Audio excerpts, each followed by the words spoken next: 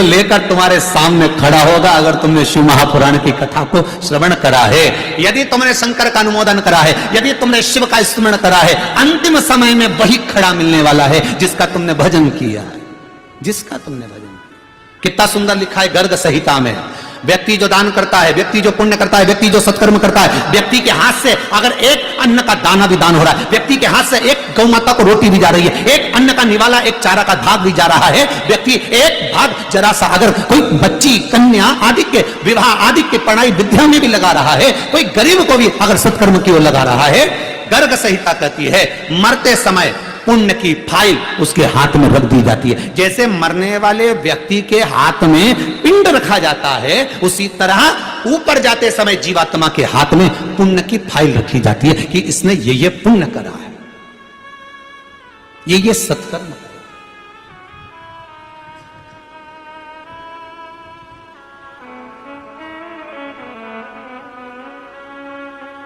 और वो पुण्य, वो सत्कर्म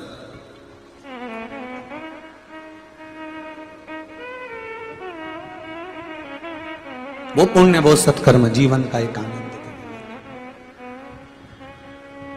प्रयास करना, मनुष्य की देह मिले, भगवान अगर जन्म दे, सब कुछ दे, तो चौकीदार बनकर जीवन मत निकालना कि घर में बैठे बैठे बस चौकीदारी कर रहा। हम तो कहीं जा ही नहीं सकते, क्यों? घर में इतना फैलारा पड़ा हुआ है, सामान छोड़कर जाओ, और बहू भी घर में अकेली देवे, बेटा ऑफिस चले जावे, वो ये काम करे, तो घर में किसी को तो रहना ही पड़े, घर में तो किसी को रहना पड़ेगा नहीं पड़े।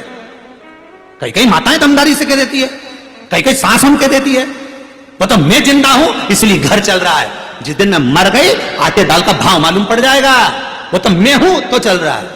तो एक दिन अम्मा से कह दो निपट जा, देखे चले कि नहीं चले। जिंदा हो तो घी घना, मर गए तो मुट्ठी चला, इससे ज्यादा क्या होगा? तो क्या करना, खूब डट के कमाओ, एक दुकान क्या 10 दुकान लगाओ, 2 हाथ क्या 4 हाथ से कमाओ, 4 हाथ मतलब बेटों को भी जोड़ लो, 4 भी क्या तुम तो 8 हाथ से कमाओ, 8 क्या मतलब बहू पत्नी सबको जोड़ लो, सब मिलके कमाओ। पर निवेदन इतना है, खूब कमाओ, पर निवेदन इतना है, जो कमाया है उसका कम से कम 5%, 2%, 10% अपने ऊपर भी तो खर्च करो रे, अपने ऊपर भी तो लगाओ थोड़ा बहुत। बड़ा मुश्किल। बस इतना याद रख लो अपनी जिंदगी में, दुख अगर आए तो क्या करना है। मान लो कोई तकलीफ आ गई, कोई कष्ट आ गया, कोई बीमारी आ गई, कोई रोग आ गया, कहीं परिवार में सामंजस्य नहीं जम रहा है, कोई क्रोध आ रहा है, कोई क्लेश हो रहा है, करोगे क्या? आपस के संबंध भी खराब हो रहे हैं, सब कुछ हो रहा है, तो करोगे क्या? बस एक काम करना, दुख काटने का सबसे सुंदर तरीका है भगवान शिव का भजन, शंकर का स्मरण करो, श्री शिवाय नमस्तुभ्यम का जाप करो, श्री शिवाय नमस्तुभ्यम का स्मरण करते रहो, श्री शिवाय नमस्तुभ्यम को जपते रहो, भजते रहो, स्मरण करते रहो, बस यही कट जाएगा। कलयुग केवल नाम धारा, सुमर सुमर नर उतरहि पारा। सारे दुख का हरण करने का एक ही तरीका है, भगवान का नाम, केवल भगवान का नाम, उसके सिवा कोई साधन।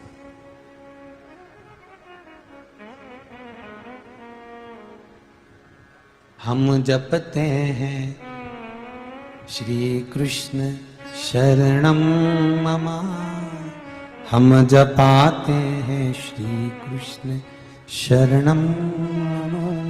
भगवान के चरणारविंद का सुख, चाहे राम का भजन, कृष्ण का भजन, शिव का भजन, भवानी का भजन, दत्त का भजन, तुम्हारे हृदय में जो बैठा हो उसका भजन करो, वो नाम जाप तुम्हारे जीवन को सुख पहुंचाए।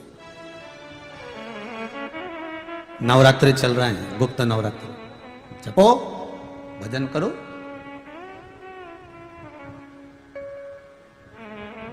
जपिए। कई लोग जो माता जानकी ने वाल्मीकि बाबा से पूछकर जो अनुष्ठान किया था इस गुप्त नवरात्र में, 9 फूल समर्पित करने का,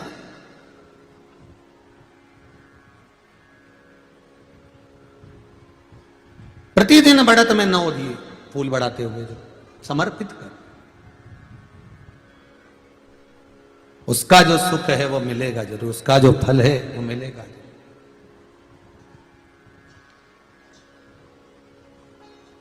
बहुत बहुत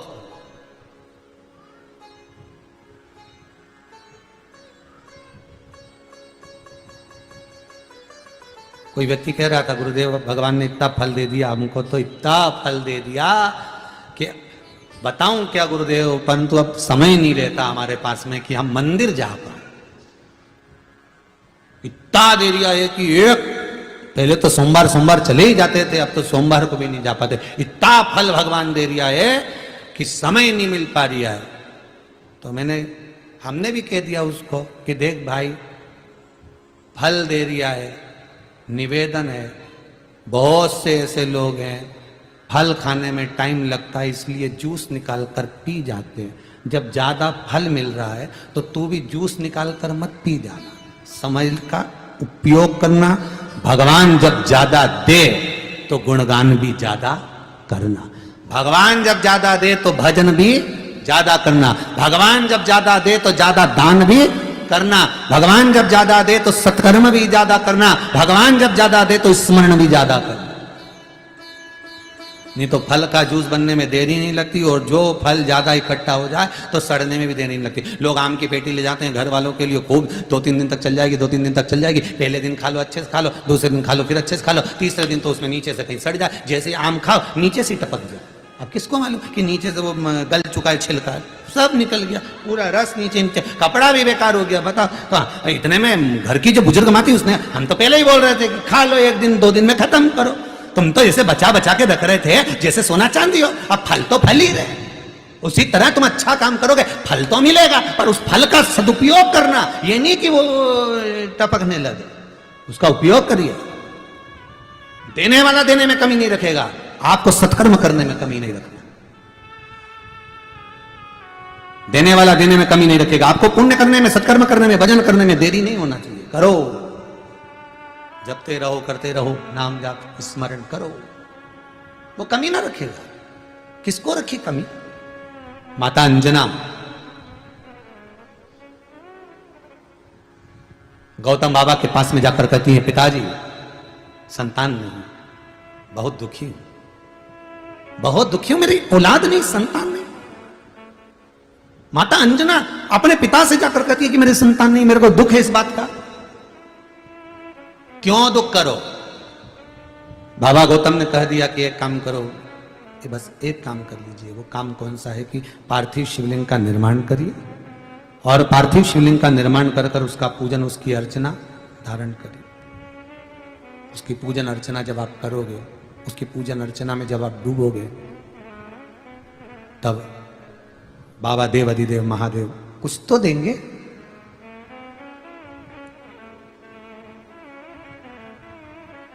खाली न जाता कोई दर से तुम्हारे। जितने टीवी के सामने बैठे हो, मोबाइल पर सुन रहे हो, सम्मुख में हो, सब बोलिएगा, सब। आप भी बोलिए सिडनी ऑस्ट्रेलिया में बैठकर, बांगड़ जी, तो हमें तो अवगुण भरे हुए हैं। मनुष्य के बराबर दुनिया में पापी होगा कौन? और कोई कह दे कि हमने पाप नहीं करा, कोई अगर तुम्हारे सामने आकर कह दे कि मैंने पाप नहीं करा, तो उसका फोटो खींच के हमको भी भेज देंगे। एक बार तो भेजना, हम भी देखें कि जो कह रहा है कि मैंने जिंदगी में कभी पाप नहीं करा। तुमने नहीं करा तो क्या हुआ? 4 स्थान पर हर व्यक्ति से पाप होते हैं। श्री ऋषभ देव जी महाराज की कथा में, श्रीमद् भागवत में लिखा है। ऋषभ देव जी महाराज अपने पुत्र को ज्ञान देते समय बता, 4 स्थान पर हर व्यक्ति से पाप होता है। पहला, झाड़ू लगाते समय छोटे छोटे जीव मर जाते हैं, उसका पाप माथे चढ़ जाता है। दूसरा, बर्तन मांजते समय, कपड़े धोते समय, स्नान करते समय, झाड़ू पोछा करते समय, पानी का प्रयोग करते समय छोटे छोटे जीव मर जाते हैं, उसका पाप माथे चढ़ जाता है। तीसरा, अग्नि जलाते समय, रोटी बनाते समय, गैस जलाते समय, चूल्हा जलाते समय छोटे छोटे पतंगे अपने आप जल जाते हैं, छोटे छोटे।